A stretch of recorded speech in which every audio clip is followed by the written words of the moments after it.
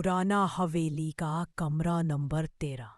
राजेश एक फोटोग्राफर था। उसे पुरानी और वीरान जगहों की तस्वीरें लेना बहुत पसंद था। एक दिन उसने सुना कि शहर से कुछ दूर एक पुरानी हवेली है, रायगढ़ हवेली।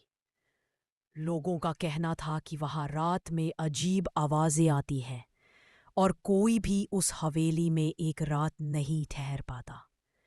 राजेश ने सोचा, लोगों के अंधविश्वास है, मैं वहां जाकर सच्चाई का पता लगाऊंगा। रात का सन्नाटा, शाम ढलते ढलते वह हवेली पहुंचा। हवेली के अंदर सब कुछ धूल और मकड़ी के जालों से भरा हुआ था। दीवारों पर पुराने चित्र टंगे थे जिनके चेहरे ऐसे लग रहे थे मानो वे राजेश को घूर रहे हों। वह घूमते हुए ऊपर पहुंचा। वहां एक टूटा हुआ लकड़ी का दरवाजा था जिस पर फेडेड अक्षरों में लिखा था कमरा नंबर 13। दरवाजे के पास हवाओं का एक ठंडा झोंका आया और दरवाजा अपने आप चिर्र। Perfect shot. उसने कैमरा उठाया और कमरे के अंदर कदम रखा। फोटो में दिखा चेहरा कमरे के अंदर अंधेरा था। बस एक टूटी खिड़की से चांदनी अंदर आ रही थी। राजेश ने कैमरा फ्लैश के साथ कुछ तस्वीरें ली। फ्लैश चमका, टक, फिर से चमका, टक, तीसरी बार फ्लैश हुआ और अचानक कैमरे की स्क्रीन पर एक औरत का चेहरा दिखाई दिया।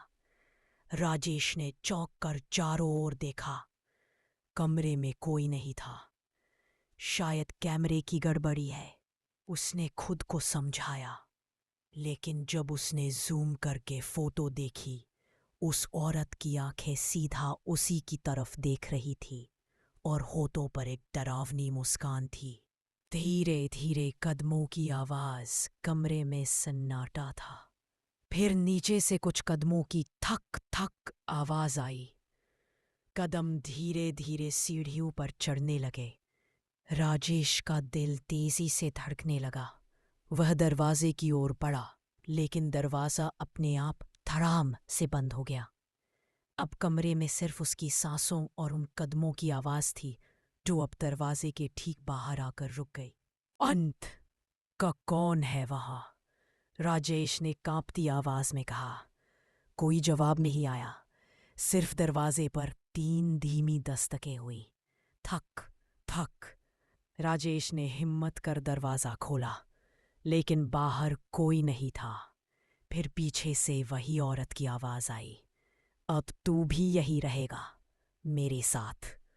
अगली सुबह जब लोग हवेली के पास गए तो उन्होंने देखा कि कमरा नंबर 13 के अंदर दीवार पर एक नई तस्वीर टंगी थी और उस तस्वीर में राजेश मुस्कुरा रहा था, उसी औरत के साथ।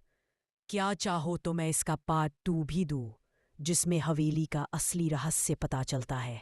प्लीज़ इस चैनल को सब्सक्राइब करो।